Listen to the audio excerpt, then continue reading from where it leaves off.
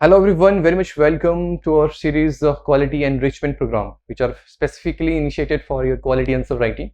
So today in this video we are going to discuss very important questions from your HP polity, right? और देखा गया है कि यहाँ से 4 मार्कर क्वेश्चन जो है ज़्यादा देखे गए हैं in previous years examination. So start करते हैं इस वीडियो को. इस वीडियो में बहुत सारी चीज़ें आपको सीखने को मिलेंगी अगर आप HPS को टारगेट कर रहे हैं, राइट? सो स्टार्ट करते हैं. Very first question. Discuss about the contribution of Pandit Padam Dev in the freedom movement and in the political development of Himachal Pradesh. देखिए ये प्रश्न है और यहाँ पर ये पर्सनैलिटी बेस्ड प्रश्न है. अगर मैं डाइवर्सिफाई थोड़ा सा करूँ इसको तो देखिए आपसे पूछा जा सकता है, जैसे लास्ट ईयर में पूछा गया था बाबा कांशीराम जी के बारे में पूछा गया था, राइट? तो हो सकता है आपसे डॉक्टर YS परमार जी के बारे में पूछ ली जाए. ये बहुत एमिनेंट पर्सनैलिटी है हमारी. YS परमार को हमारे हिमाचल प्रदेश का आर्किटेक्ट बोलते हैं, राइट? तो क्यों बोलते हैं, ठीक है? तो you have to justify that statement. YS Parmar ji के बारे में लिखिए, उनका कंट्रीब्यूशन क्या रहा है हमारे हिमाचल प्रदेश की पॉलिटिकल डेवलपमेंट में, वैसा आपसे पूछा जा सकता है.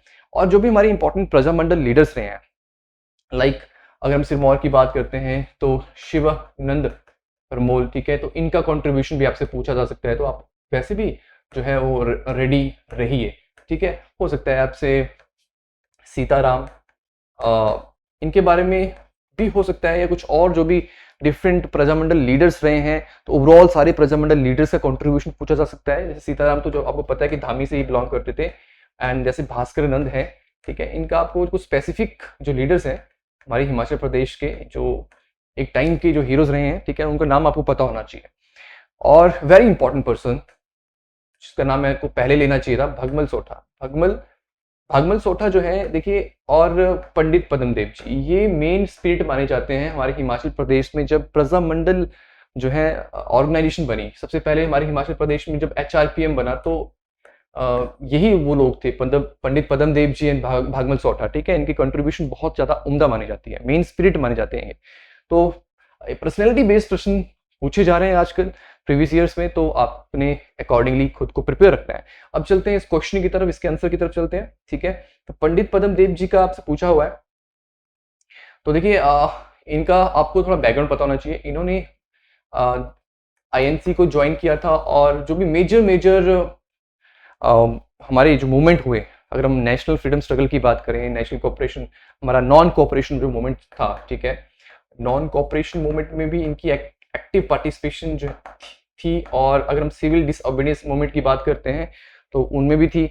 और हमारे हिमाचल प्रदेश में जब प्रजामंडल बने तो मेन स्पिरिट भी माने जाते हैं, ठीक है? तो इस तरह से आपको स्टार्ट करना है. थोड़ा बहुत आप इनकी हल्की सी इंट्रोडक्शन जरूर दीजिए कि कहाँ इनका जन्म हुआ, या इनका जन्म कब हुआ, और कहाँ से बिलोंग करते थे, ठीक है? तो कुछ इस तरह से इसका आंसर अटेम्प्ट हो सकता है. तो जैसे कि स्टार्टिंग में आपने थोड़ा ये बता दिया कि कहाँ ये जो है जन्मे कहाँ पे हैं, और इनका जो ये डेट है, डेट ऑफ बर्थ है, ये भी आपको अगर पता है तो बहुत अच्छी बात है. ये लिख के आपने बताना है कि इनका जो भी रोल रहा है वो सिग्निफिकेंट रहा है हमारी इंडिया फ्रीडम स्ट्रगल में, ठीक है, in the political development of Himachal Pradesh. और आप बताइए फिर इन चीज़ों को कि देखो ये इन्होंने ज्वाइन किया था, और देखिए उसमें पे हमारे हिमाचल प्रदेश के कुछ एरियाज बहुत सारे रूरल एरिया हुआ करते थे. यहाँ तक न्यूज़पेपर भी यहाँ तक पहुँच पाना एक बहुत बड़ी बात होती थी, ठीक है? तो रूलर्स एक्चुअली रूल करते थे, मोनार्की चलती थी. तो फिर भी बहुत सारी अड़चनों के बावजूद भी ये लोग वहाँ से उठे. ये बहुत बड़ी बात थी. इन्होंने जो है अपना एक्टिवली पार्टिसिपेट किया नॉन कोऑपरेशन मूवमेंट 1920 में, civil disobedience movement 1930, and then he was also the main co-founder of your Himalayan रियासती प्रजामंडल, आपने बताना है. और वहाँ पे उन्होंने इस ऑर्गेनाइजेशन में जनरल सेक्रेटरी के रोल के ऊपर बहुत ही उम्दा काम किया, ये बताना है.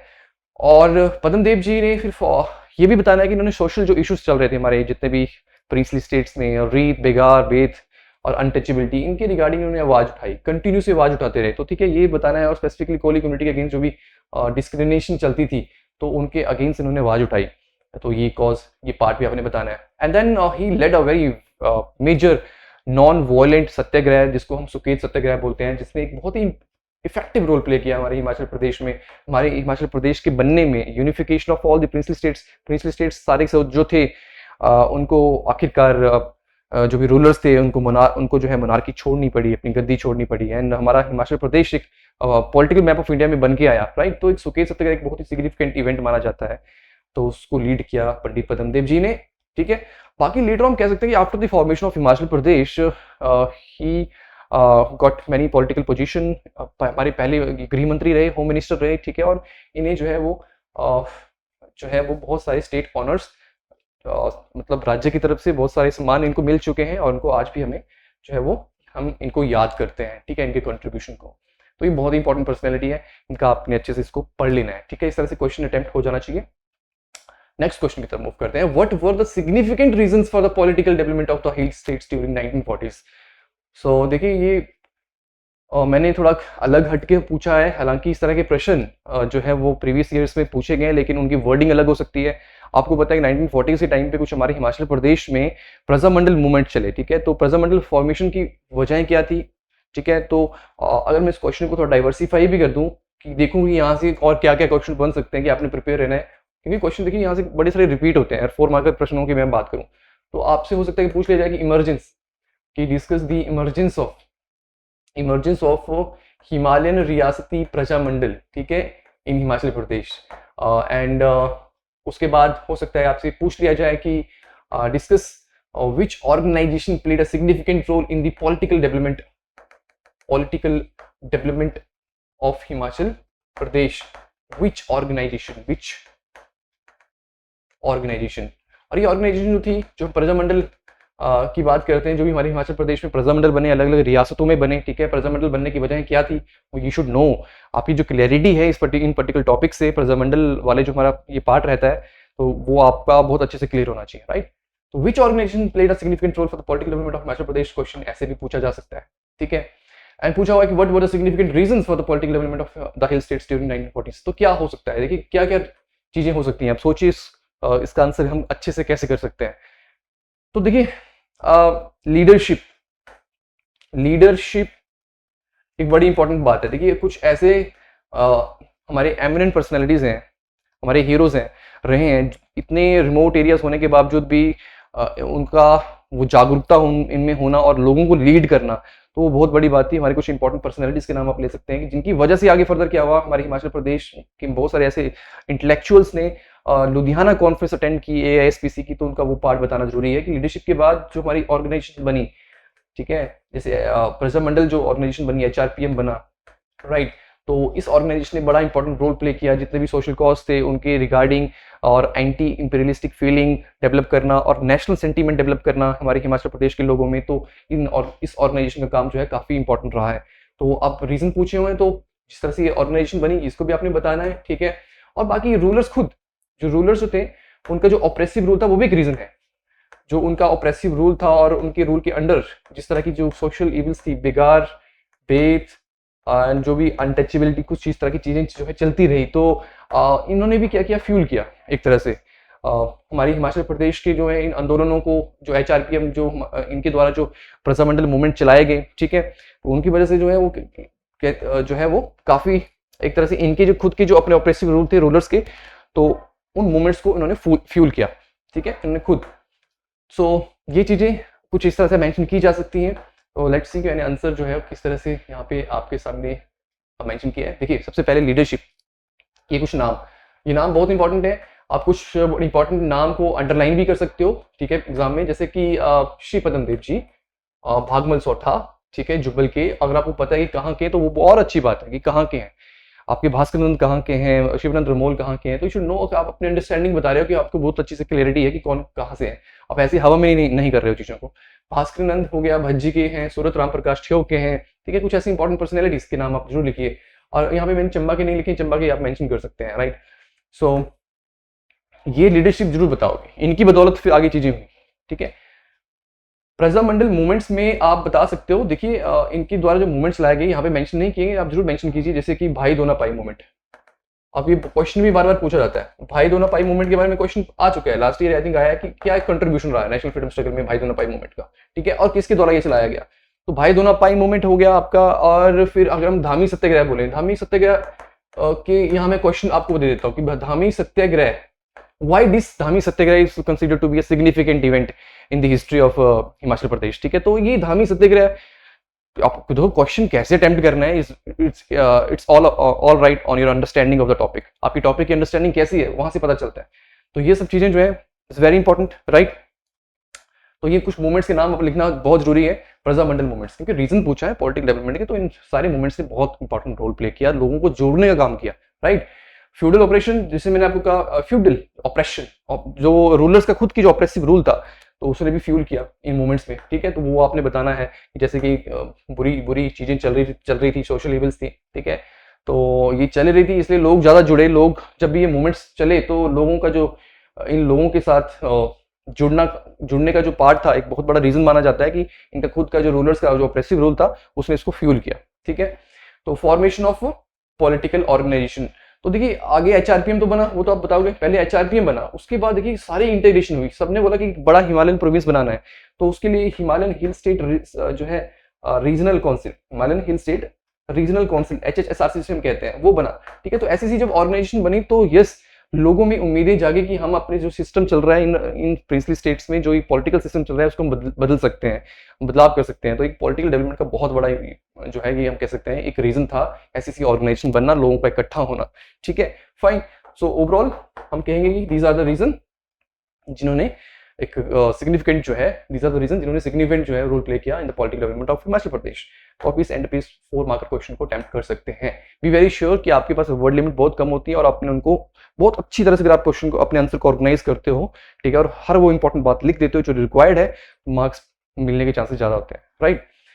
सो और आपको इम्पैक्ट भी बढ़ता है। देखिए आप अगर आप कहते हैं कि नहीं 4 मार्कर क्वेश्चन तो ऐसे ही हो जाते हैं, देखिए बट अगर आपने अच्छी चीजों को अच्छी तरह से लिखा है तो उसका इम्पैक्ट लॉन्ग आंसर के आंसर जब आपके चेक हो रहे होंगे ना, तो उसके ऊपर भी पड़ता है। तो ये बात अपने ध्यान रखनी है कि किसी भी चीज को लाइटली नहीं लेना होता है। अगर आपने अच्छा स्कोर करना है तो you have to do your best in everything, ठीक है। आपकी हर पर्टिकुलर सेक्शन पे, टॉपिक पे जो क्लैरिटी है, अंडरस्टैंडिंग है, वो अच्छी होनी चाहिए। नेक्स्ट है why Suket Satyagraha consider to be the significant event in the hill states after the independence of India. बहुत टाइम से सुकेत सत्याग्रह के बारे में नहीं पूछा गया है, हो सकता है कि इस बार पूछ लिया जाए, ठीक है। अगर इस क्वेश्चन को मैं डाइवर्सिफाई करूं तो देखिए आपसे पूछा जा सकता है कि हिमालयन जो प्रांत प्रोविजनल जो गवर्नमेंट बनी थी, ठीक है, वो कैसे बनी थी। Himalayan discuss the emergence of Himalayan प्रांत प्रोविजनल गवर्नमेंट, आपसे क्वेश्चन ऐसा भी पूछा जा सकता है, यू शुड नो। अच्छा, आपसे भी पूछा जा सकता है कि what were the reasons behind the organizing the Solan Constituent Assembly and what were the outcomes, ठीक है, from that। तो सोलन कॉन्स्टिट्यूंट असेंबली या हिमालयन प्रांत प्रोविजनल गवर्नमेंट, इनका बनना क्या है, ये इन्होंने किस तरह की चीजें जो है वो ये लेके आए, ठीक है, क्या बदलाव देखे गए, क्या पॉलिटिकल इम्बॉगले जो है क्रिएट हुआ। तो just like you have to be prepare accordingly. Suket Satyagraha के बारे में पूछा हुआ है। देखिए सुकेत सत्याग्रह अपने आप में सत्याग्रह लिखा हुआ है, तो देखिए सबसे पहली चीज तो क्या है कि नॉन वायलेंट एक आंदोलन था हमारे हिल स्टेट में। ऐसा इतना बड़ा आंदोलन, नॉन वायलेंट प्रोटेस्ट किसी प्रिंसली रूलर के अगेंस्ट नहीं हुआ था, ठीक है। तो अपने आप में बहुत बड़ी बात थी। तो ये जो हमारा नॉन वायलेंट मूवमेंट रहा, ठीक है, और बहुत सारे थाउजेंड्स ऑफ लोगों ने जो है यहाँ पे इसमें पार्टिसिपेट किया। तो पूछा हुआ है ना कि सिग्निफिकेंट इवेंट क्यों माना जाता है, क्योंकि यहाँ पे जो पार्टिसिपेशन है, पार्टिसिपेशन ऑफ लोकल पीपल, ठीक है, वो बहुत ज्यादा थी, ह्यूज थी, ठीक है, वॉज ह्यूज, ठीक है। तो देखिए ये सब चीजें आप यहाँ पे जरूर मेंशन करोगे। और किसने इसको लीड किया, जो इंट्रो, सबसे पहले तो क्या होगा कि इंट्रो में हल्का सा एक दो लाइनें होती हैं। अब 4 मार्क का क्वेश्चन है, 60 वर्ड्स हैं, तो हल्की सी इंट्रो दे दी कि सुकेत सत्याग्रह जो है ये जो था वो एक बहुत ही इंपॉर्टेंट मोमेंट था। Why the organisation of HHSRC Himalayan hill state sub regional council, ठीक है, लेड बाई विच पर्सन का नाम लिखना है आपने, कब हुआ वो लिखना है। उसके बाद सिग्निफिकेंट इवेंट इसलिए माना जाता है बिकॉज थाउजेंड्स ऑफ पीपल्स, ये अपने आप में एक बहुत बड़ा मोमेंट था, और जो कि एक नॉन वायलेंट प्रोटेस्ट था against the ruler and thousands of people participated in this particular movement, ठीक है। इसकी वजह से क्या हुआ कि बाकी जो नेबरिंग स्टेट्स थे, जो रूलर्स थे, वो भी अलर्ट हो गए, और एक तरह से जो है बहुत सारे जो लोग थे, ठीक है, उन सब लोगों ने अपने अपने राजाओं के अगेंस्ट जो है आंदोलन जो है और इस तरह का प्रोटेस्ट करना स्टार्ट कर दिया। और कॉन्सिक्वेंटली क्या हुआ कि अल्टीमेटम भी मिला सरदार वल्लभ भाई पटेल के द्वारा इन सारे राजाओं को, हिमाचल प्रदेश के राजाओं को, जिसकी वजह से क्या हुआ, एक मीटिंग रखी गई और तभी यूनिफिकेशन हुआ। तो यूनिफिकेशन आप लास्ट में कर सकते हो। तो मैंने कुछ आंसर इस तरह से लिखा हुआ है लाइक दैट, या आप लिख सकते हो चीजें कि कब कब हुआ, किसकी लीडरशिप के अंडर हुआ। पंडित प्रथम देव जी का नाम यहाँ पे आता है, मैं बता चुका हूँ पहले। उसके बाद फिर सिग्निफिकेंट इवेंट इसलिए है क्योंकि अपने आप में बहुत बड़ा नॉन वायलेंट ये मूवमेंट था, और लैंडमार्क इवेंट इसलिए भी हम बोलेंगे इसको क्योंकि इसने एग्जाम्पल सेटअप किया एक ऐसा पीसफुल प्रोटेस्ट जो है वो सक्सेसफुल भी हो सकता है, ठीक है।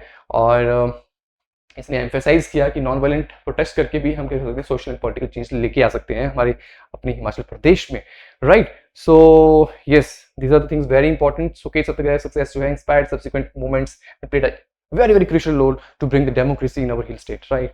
So or played a very significant role in the unification of all the princely states, and अब हमारा हिमाचल प्रदेश जो है वो पॉलिटिकल मैप ऑफ इंडिया में बन के आया, उभर के आया।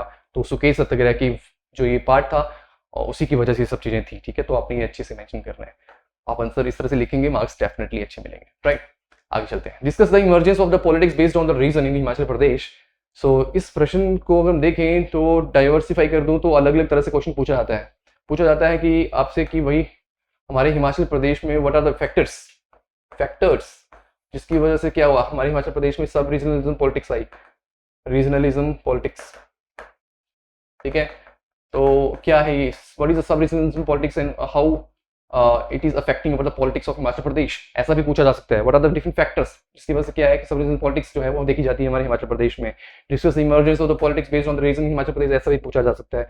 और अलग अलग कंटेक्स्ट में आपसे क्वेश्चन जो है पूछे जा सकते हैं। Discuss the upper area, upper आप ये कह सकते हैं कि upper Himachal and lower Himachal politics. Discuss this politics, discuss upper Himachal and lower Himachal politics, ऐसे क्वेश्चन पूछे भी गए हैं। तो ये सारा हमारा जो है ये क्या है, पॉलिटिक्स। ये सारी चीजें जो हमारी हैं, जो हम बात कर रहे हैं, जिसके बारे में बात कर रहे हैं, टॉपिक हमारा द सब रीजनलिज्म पॉलिटिक्स का, ठीक है। तो कैसे इसको करेंगे, ऑब्वियसली आप सारे के सारे जो फैक्टर्स हैं यहाँ पे बताएंगे। इमरजेंस पूछा हुआ है, तो इमरजेंस के जो थे रीजन, मेन कीवर्ड पकड़ना होता है। तो क्या रीजन हो सकते हैं रीजनलिज्म पॉलिटिक्स? पहले तो देखो, आप बताओगे कि ज्योग्राफिकल सबसे इंपॉर्टेंट चीज, ज्योग्राफिकल जो हमारी वेरिएशंस हैं, डिस्पैरिटी है, ठीक है। ज्योग्राफिकल हो गया डिस्पैरिटी, और आपके पास हिस्टोरिकल डिस्पैरिटी, ठीक है। ये सारी चीजें, और साथ में कल्चरल, ठीक है। लेट्स सी द आंसर कि मैंने आंसर किस तरह से किया है, देखिए।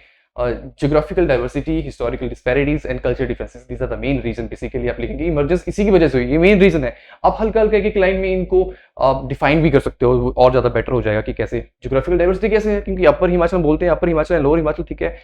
सबके अपने अपने क्या है, डिफरेंट इकोनॉमिक इंटरेस्ट है। अब जो अपर एरिया में जिस तरह के एग्रीकल्चर या हॉर्टिकल्चर ज्यादा देखा जाता है, ठीक है, तो वहाँ की नीड्स लोगों की अलग है, और लोअर एरिया के लोगों की नीड्स कुछ अलग है। तो ऑब्वियसली ज्योग्राफिकल डाइवर्सिटी एक ह्यूज रोल प्ले करती है, ठीक है। अब हर लोगों के अपने अपने इंटरेस्ट होंगे तो पॉलिटिक्स तो चलेगी इस चीज के ऊपर, ठीक है। तो किस तरह की रिसोर्स एलोकेशन हो रही है, अपर एरिया में कैसी हो रही है, लोअर एरिया में कैसी हो रही है, तो इस चीज का इफेक्ट पड़ता है इकोनॉमिक डेवलपमेंट। उन एरिया अपर एरिया में क्या हो रही है, लोअर एरिया में क्या हो रही है, तो वो सारी चीजें इन सब चीजों की वजह से आती है। ज्योग्राफिकल डाइवर्सिटी होगी। अब हिस्टोरिकल डिस्पैरिटीज भी है एक रीजन। ऑब्वियसली अब हमारा हिमाचल प्रदेश क्या था, जो बना था तो 30 प्रिंसली स्टेट से मिलाकर बना था, 30 प्रिंसली स्टेट्स। हालांकि अगर पूरे आज के हिमाचल प्रदेश को देखें तो उसमें और भी बहुत सारे प्रिंसली स्टेट्स जो है वो जुड़ जाएंगे। मतलब पूरा का पूरा लैंड मास ऑफ हिमाचल प्रदेश कहीं ना कहीं सारा का सारा it was ruled by the rulers, ठीक है। तो अपने अपने रीजन को लेके और अपने अपनी जगह को लेके लोग काफी बहुत पहले से ही लोग क्या थे, वो बहुत स्पेसिफिक थे, ठीक है। तो एक हिस्टोरिकल डिस्पैरिटीज भी हम बोलेंगे, वो भी एक रीजन है। और कल्चरल डिफरेंसेस भी हैं। अगर हम देखेंगे अब लोअर एरिया का कल्चर कहीं ना कहीं वेरी करता है अपर एरिया की पार्ट से। और हमारे हिमाचल प्रदेश में डिफरेंट लैंग्वेजेस हम बोलेंगे, डायलेक्ट्स बोलेंगे, इतनी सारी डायलेक्ट्स यूज होती हैं, ठीक है। तो वो भी एक पार्ट रोल प्ले करता है। हमारा जो बिलीफ सिस्टम है वो भी वेरी करता है। तो आप ऐसा कर सकते हैं। इसी की वजह से क्या है कि लोगों का ध्यान जो है रिसोर्स एलोकेशन, इकोनॉमिक डेवलपमेंट और इक्विटेबल रिप्रेजेंटेशन के ऊपर हो गया, और इसने अफेक्ट किया हमारी और इसने क्या दिया, बढ़ावा दिया सब रीजनलिज्म आइडेंटिटी को, ठीक है, इन सारी चीजों ने। तो और साथ में फोकस्ड डेवलपमेंट पर, तो ये सब चीजें आप इस तरह से मेंशन कर सकते हैं। आप एक एक लाइन में इनको भी डिफाइन करना चाहते हैं तो वैसे भी डिफाइन कर सकते हो। तो ओवरऑल क्या है कि सिग्निफिकेंट इवेंट एलिमेंट माना जाता है ये, ठीक है, इन स्टेट पॉलिटिकल लैंडस्केप में। अगर हम देखें तो, ठीक है, sub region politics it has become a significant element in the state's political landscape, influencing policies and the resource distribution in various regions. ये सब चीजें लिखना जरूरी है। सो इस तरह से क्वेश्चन अटेम्प्ट होना चाहिए।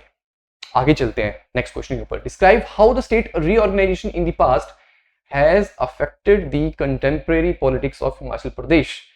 60 वर्ड्स में है ये, ठीक है। अब देखिए, स्टेट रीऑर्गेनाइजेशन का आपको पूरा पता होना चाहिए। You should have a very good understanding कि क्या क्या हुआ जब हमारा हिमाचल प्रदेश बना 1948 में, ठीक है। उसके बाद 1951 तक के फेज में क्या हुआ, 1951 की बात करें तो 1956 के बीच के फेज में क्या हुआ, 56 से लेके 63 के फेज में क्या हुआ, 66 जो नहीं हम 66 बोलते हैं, ठीक है, 1966 के इस फेज के बीच में क्या चल रहा था, क्या हुआ, किस तरह से कंटेम्प्रेरी पॉलिटिक्स में इफेक्ट पड़ा, कैसे हमारा हिमाचल प्रदेश बड़ा लैंड मास बन गया, ठीक है, बहुत बड़ा बन गया।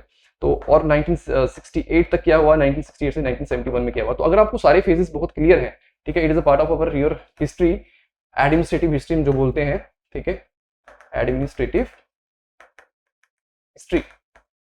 अगर मैं इसको देखो, समय हमारे पास बहुत कम रह गया है एचपीएस मेंस के लिए, तो अगर मैं देखूं कि अगर इसको डाइवर्सिफाई कर दूं जिस तरह से आपको खुद को प्रिपेयर कर सकते हो और यहाँ से कैसे क्वेश्चन पूछे जा सकते हैं, तो आपसे पूछा जा सकता है कि क्रिटिकली डिस्कस दी, क्रिटिकली ध्यान से जो भी देख रहे हैं, जो भी सुन रहे हैं मेरे को, critically discuss the emergence of Himachal Pradesh as a part state. तो भाई लिखना कैसे है इसमें, अगर मान लो ऐसा क्वेश्चन आ गया, ठीक है, आपसे ऐसा पूछा जा सकता है कि discuss the different administrative difficulties faced by the people of Himachal Pradesh between 1948 to 51, ऐसे पूछा जा सकता है आपसे, ठीक है। और पूछा जा सकता है कि what were the reason, sorry give me a second, yeah, what were the reason behind the merger of Punjab hilly areas, सारे जो स्पेसिफिक रीजन रहे हैं, ठीक है, hilly areas into Himachal Pradesh, ठीक है। सॉरी राइटिंग का थोड़ा सा आप देख लीजिएगा, अगर थोड़ी खराब राइटिंग है, लेकिन आप बोल रहा हूं तो आप अच्छे से इसको नोट डाउन कर सकते हैं। इस क्वेश्चन को ऐसे क्वेश्चन बन सकते हैं। What were the different reasons behind the merger of all the Punjab hilly areas in Himachal Pradesh, ठीक है, and how it affected the politics, next politics of Himachal Pradesh, contemporary politics of Himachal Pradesh. तो वैसे हो सकता है। अब यहाँ पे प्रश्न पूछा गया है स्टेट रीऑर्गेनाइजेशन, कब स्टेट रीऑर्गेनाइजेशन, स्टेट हमारा रीऑर्गेनाइज हुआ तो उससे क्या इफेक्ट पड़ा। तो देखो, आपने पहले बताना है कि देखो अगर लैंडस्केप पे कोई फर्क पड़ रहा है तो वो आपने चीजें यहाँ पे मेंशन करनी है। अगर आप यहाँ पे अगर पॉलिटिकल इलेक्ट्रल कॉन्स्टिट्यूंसी में पड़ रहा है, पॉलिटिकल कोई चेंजेस आ रहे हैं, तो वो आपने अच्छे से, कंटेम्प्रेरी पॉलिटिक्स पूछा हुआ है तो लैंडस्केप की वजह से तो पॉलिटिकल चेंजेस आएंगे, ठीक है, कंटेम्प्रेरी पॉलिटिक्स में फर्क पड़ेगा, अपने अपने रीजन को लेकर लोग ज्यादा स्पेसिफिक हो जाएंगे। तो यस, तो पॉलिटिकल जो हम बोलेंगे उसमें आएगा आपका इलेक्ट्रल कॉन्स्टिट्यूंसीज जो है उनमें भी बदलाव देखेंगे। तो और उसकी वजह से क्या हुआ कि देखो जब भी रीऑर्गेनाइज हुआ, बड़े बड़े इवेंट हुए, 1966 को हम बड़ा इवेंट मानते हैं, पूरा पंजाब हिल एरियाज को मर्ज कर दिया गया, तो उसके बाद हमने स्टेटहुड की डिमांड की, तो वो सारी चीजें मेंशन करना वो यहाँ पे बहुत जरूरी है, ठीक है। तो स्टेप बाय स्टेप चलना है स्टार्टिंग से। सबसे पहले अगर हम देखें तो सबसे पहले देखिए हमारे हिमाचल प्रदेश जब बना, उसके बाद जो हमने चेंज देखा, वो देखा हमने जब बिलासपुर को मर्ज किया गया। तो मर्जिंग ऑफ बिलासपुर एक बड़ी चीज थी, ठीक है, ये भी एक सिग्निफिकेंट इवेंट था। 41 हमारा जो है, हमारी जो कॉन्स्टिट्यूंसी लेजिस्लेटिव वो 41 होगी, पहले कितनी थी, 36 थी, भाई 41 होगी ठीक है। और उसके बाद देखिए साथ में क्या हुआ कि डेमोक्रेटिक स्टेटस जो है उसको वैनिश कर दिया गया। तो स्टेट की रीऑर्गेनाइजेशन, देखिए हमें बताना पड़ेगा, जो स्टेट रीऑर्गेनाइजेशन एक्ट 1956 था उसकी वजह से क्या हुआ, हमें डेमोक्रेटिक स्टेटस जो हमारे को मिला था हमारे हिमाचल प्रदेश को एज अ पार्ट स्टेट, जो पार्शियल डेमोक्रेसी रखी गई थी, तो वो छोड़ना पड़ा वाईएस मार्जी को, ठीक है, for the sake of Himachal people, मतलब हमारे हिमाचल प्रदेश की आइडेंटिटी को बनाए रखा, उसको बचाने के लिए बेसिकली। तो नहीं तो बात चल रही थी, आपको पता, ये भी पता होना चाहिए कि 1951 से 52 के 54 के बीच में, या 52 से 56 के बीच में बहुत ह्यूज डिमांड चल रही थी कि सारे के सारी जो भी छोटा सा ये हिमाचल प्रदेश है, इस हिमाचल प्रदेश के सारे एरियाज को पंजाब में मर्ज कर दो, महापंजाब बनाने की बात हो रही थी। लेकिन वाईएस कुमार जी के जो एफर्ट थे और जो हमारे अदर लीडर्स रहे हैं उसमें कि उन्होंने अपने एफर्ट्स कंटिन्यू रखे और हमारे हिमाचल प्रदेश की जो आइडेंटिटी थी उसको जो है उसको बचाए रखा। तो देखिए ये सब चीजें लिखना जरूरी है। तो जो स्टेट रीऑर्गेनाइजेशन एक्ट आया उसकी वजह से हमने अपना जो डेमोक्रेटिक स्टेटस है लूज कर दिया, यूनियन टेरिटरी बन गया, एंड स्टेट रीऑर्गेनाइजेशन इन 1966 जो हुआ, जो हमारा पंजाब रीऑर्गेनाइजेशन एक्ट आया, ठीक है, सारे पंजाब हिल एरियाज को जो है मर्ज कर दिया गया। उसके पीछे की बजाय आप नहीं लिख सकते, क्योंकि देखो इतना बहुत कुछ कंटेंट है, 60 वर्ड्स में अपने लिखना है, जो चीज पूछी गई है अकॉर्डिंगली वैसे टारगेट करना होता है। अगर आप बहुत सारी कहानी लिखने लग जाओगे तो फिर आप नहीं अपना क्वेश्चन जो है वो अटेम्प्ट कर पाओगे प्रॉपर्ली, ठीक है, तो वर्ड लिमिट एक्सीड कर जाती है। तो आपने सीधा लिखना है कि स्टेट रीऑर्गेनाइजेशन जो 1966 का था, उसकी वजह से हमारे हिमाचल प्रदेश लैंडस्केप जो है वो बहुत बड़ा हो गया, इलेक्टोरल कॉन्स्टिट्यूएंसीज बढ़ गई, जिसकी वजह से जो है कि नई नई पॉलिटिकल पार्टीज जो है वो इमर्ज हुई, और जिसने जो है एक ग्रेटर सेल्फ गवर्नेंस को जो है वो उसको मौका दिया, इनेबल किया, ठीक है हमारे। और it also led to the emergence of new political party, जैसे मैं आपको बता रहा हूँ भारतीय जनसंघ जैसी कुछ पार्टी जो है ये उभर कर आई, जो हमारे जो कांगड़ा वाले रीजन में जो पहले से जो पार्टी एक्टिव थी, ठीक है, तो वैसा वैसा आप बता सकते हैं। और इतने सारे जो चेंजेस हुए, उन चेंजेस के आने से वजह से क्या हुआ कि इन्होंने इन्फ्लुएंस किया स्टेट्स पॉलिटिकल लैंडस्केप को, leading to the focus on local development और कल्चरल प्रिजर्वेशन। हुआ क्या कि देखो अब हमारा हिमाचल अब क्या हो गया कि एक बड़ा लैंडस्केप हो गया, बड़ा बन गया, अपने सब लोग जो भी एक कॉमन कहीं ना कहीं कॉमन कल्चर, कहीं ना कहीं अपने अपना जो पहाड़ी लोग हैं उनका कल्चर कहीं ना कहीं तो आपस में मेलजोल खाता ही खाता है, ठीक है, तो सब एक तरह से यूनिफाई तो हो गए। तो अब बात आगे की बात थी कि हमने क्या करना है, अपने अपने लोगों के लिए अब काम करना है, अपने कल्चर को प्रिजर्व रखना है, अपने लोगों की इकोनॉमी की तरफ अब सोचना है, ठीक है, उनकी इकोनॉमिक डेवलपमेंट के बारे में सोचना है। तो अब इससे क्या हुआ कि नई नई पॉलिटिकल पार्टीज भी मर्ज होने लगी, ठीक है, और साथ साथ में एक पॉलिटिकल डेवलपमेंट भी हुआ, और हमने स्टेटहुड की डिमांड भी जो है वो रेज कर दी, और कंसिक्वेंटली हमें स्टेटहुड का जो है दर्जा मिल भी गया, स्टेटहुड हमें मिल भी गया 1971 को। तो वो सब चीजें आप बता सकते हो कि कैसे कैसे चीजें रही। तो क्वेश्चन बस अलग अलग घुमा फिरा के पूछे जाते हैं, तो आपने सही तरह से सही मैंने में क्वेश्चन को बस लिखना होता है, ठीक है, समझना होता है चीजों को।